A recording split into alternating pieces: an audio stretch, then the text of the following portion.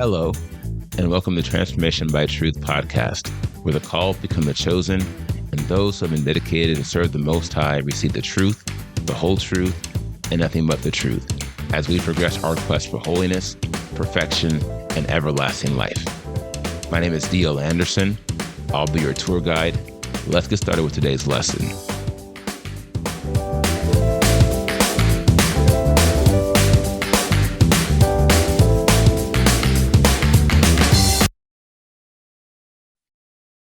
Hello, my friends. D.L. Anderson here. Welcome back to Transformation by Truth podcast and the quest for holiness, perfection, and everlasting life. Today, we have another brief word from your host and a reminder that exciting times are on the way. Today's podcast is entitled The Work of the Ministry, Part 3. Our sufficiency is of Elohim, who also made us able ministers of a renewed covenant, not of the letter, but of the Spirit. For the letter kills, but the Spirit gives life. 2 Corinthians 3, 5 through 6.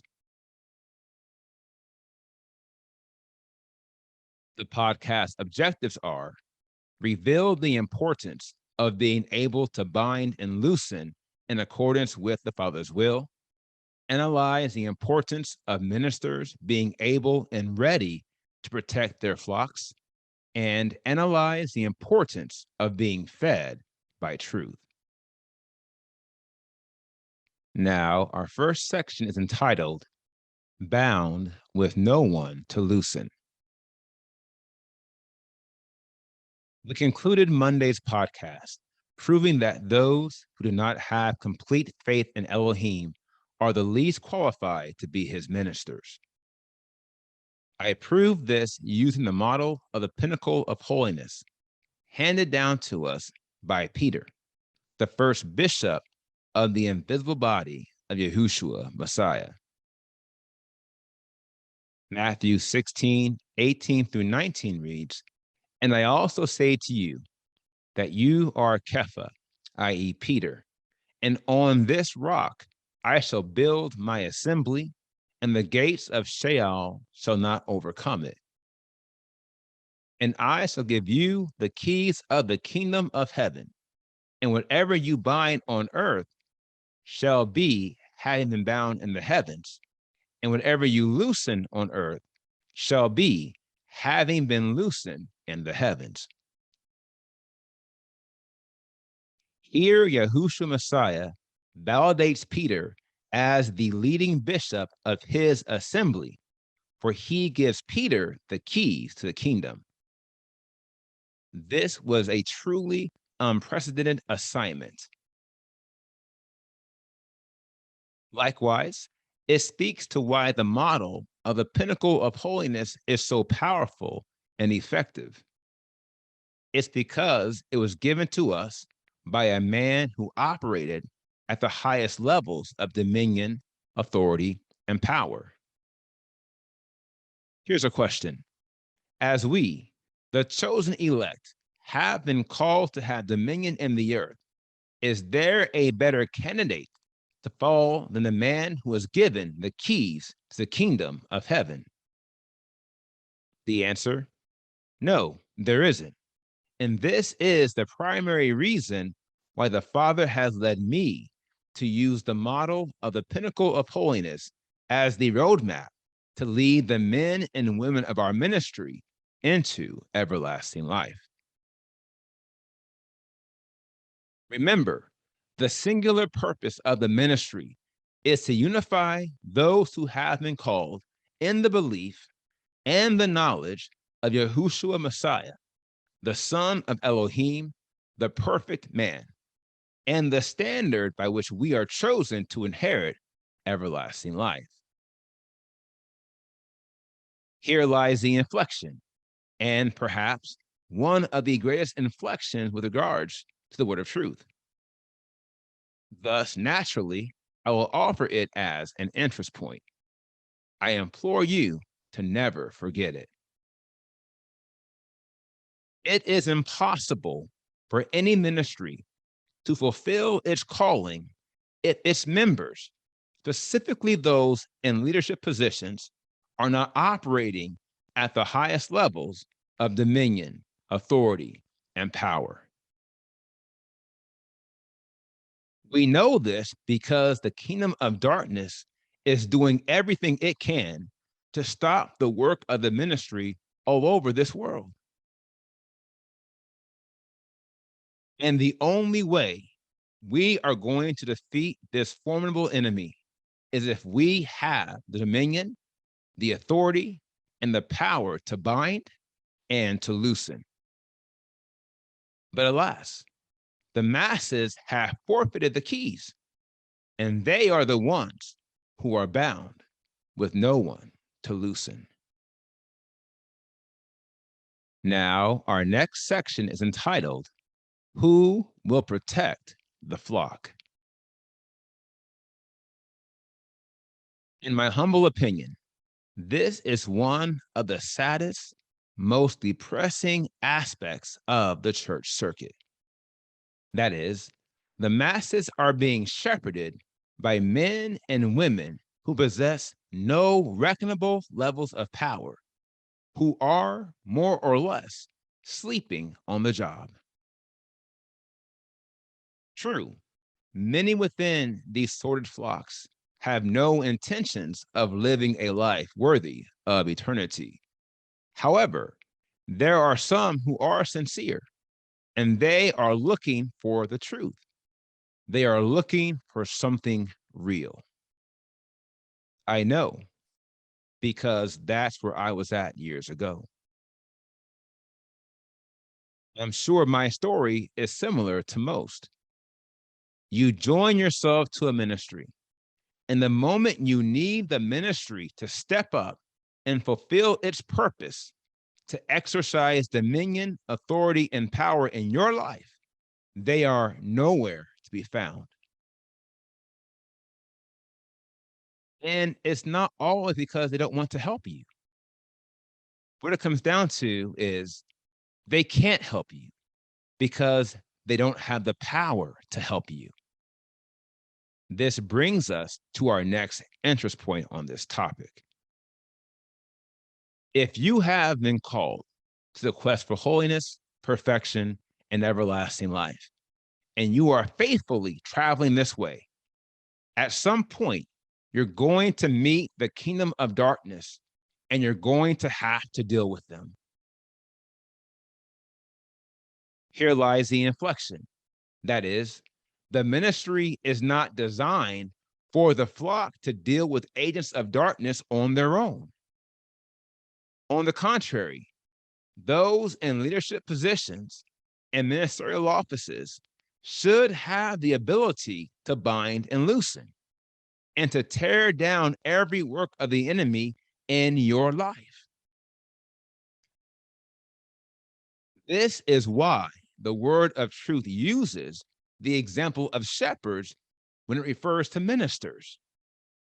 The same way a good shepherd will protect the flock, ministers are the first line of defense an assembly has against the kingdom of darkness.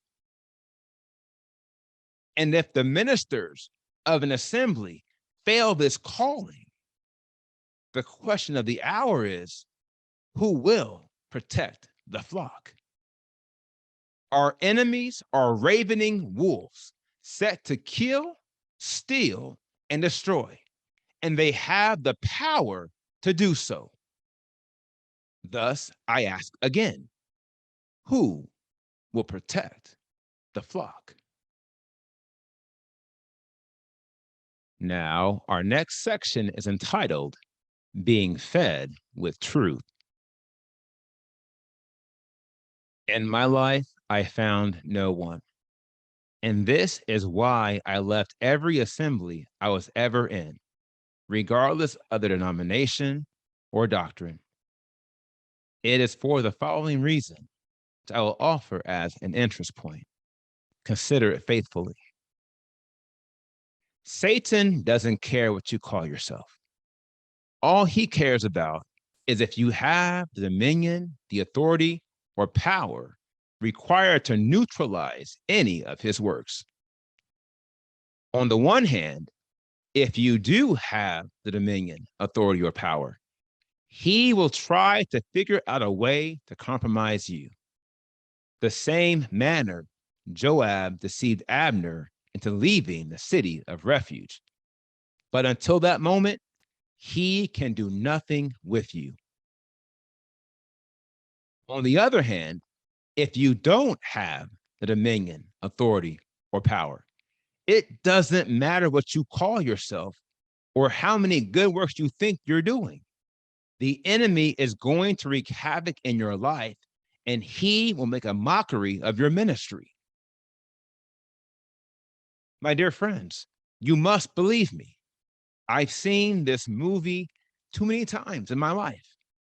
And unfortunately, I'm witnessing it even now in the lives of men and women who are in ministries that are spiritually compromised and led by men without spiritual vision, let alone sight. This is precisely why the Father did not lead me to launch my ministry 10 years ago when I understood I was called. If I did, I would be just like all the failed ministries I left because I didn't have the dominion, authority, or power to protect the flock he had chosen to join our ministry 10 years into the future. Trust me, I was not going to let that happen. For one of the worst scenarios in life is to become that which you hate. Therefore, I endured various seasons of preparation until I was spiritually qualified to minister on behalf of the kingdom of heaven. Now, here we are, preaching the word of truth with dominion, authority, and power you will not find in the church circuit, for it was prophesied that the truth would fall into the streets. Alas, this is why the church is in bondage, for only the truth can set us free. And so we have designed Pinnacle of Holiness Ministries as a truth factory where men and women are being fed with the truth, the whole truth, and nothing but the truth. My dear friends, you must believe me. You cannot defeat the work of darkness in your life if you are not walking in truth. And seeing as this is essential to the work of the ministry, our mission is to feed you with truth so that you can, with our help, defeat every agent of darkness who wars against your soul. Remember, if you walk this path, you will meet the enemy early and often, and you will have to defeat him if you want to finish this quest. And if you have the right ministry working on your behalf, you most certainly will. Now, here is the final word. Ministry is serious work with spiritual life or death implications. That is your life and your death. Therefore, if you are an honest believer who truly desires to live for Elohim and inherit everlasting life, I call upon you to hold your leaders and your ministers accountable to the charge they have been given. Otherwise, you are conceding the fact that your shepherds are indeed false ministers. And you, because you are willfully following them, are indicting yourself as a false believer. Take my advice. Don't be a false believer. There's no future in it. All you'll have is pain and suffering now, and pain and suffering for all eternity.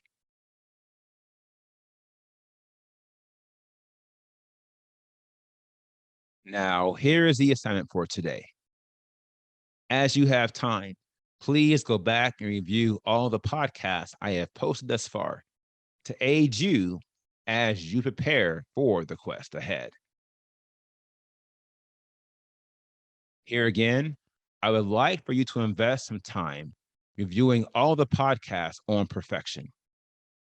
These are posted between January 17 and January 28th, 2022. As always, please reach out to me directly if you have any questions.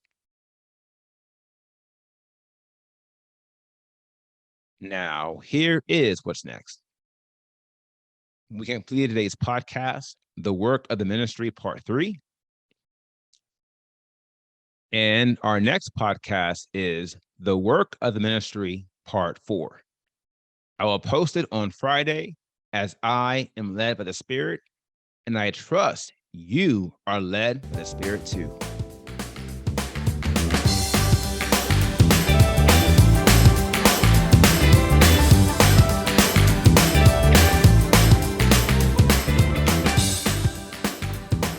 I hope you enjoyed today's podcast.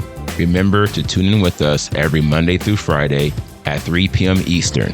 And if you haven't already, visit us at www.pinnacleofholiness.com and make sure you sign up to join the quest for holiness, perfection, and everlasting life 2022.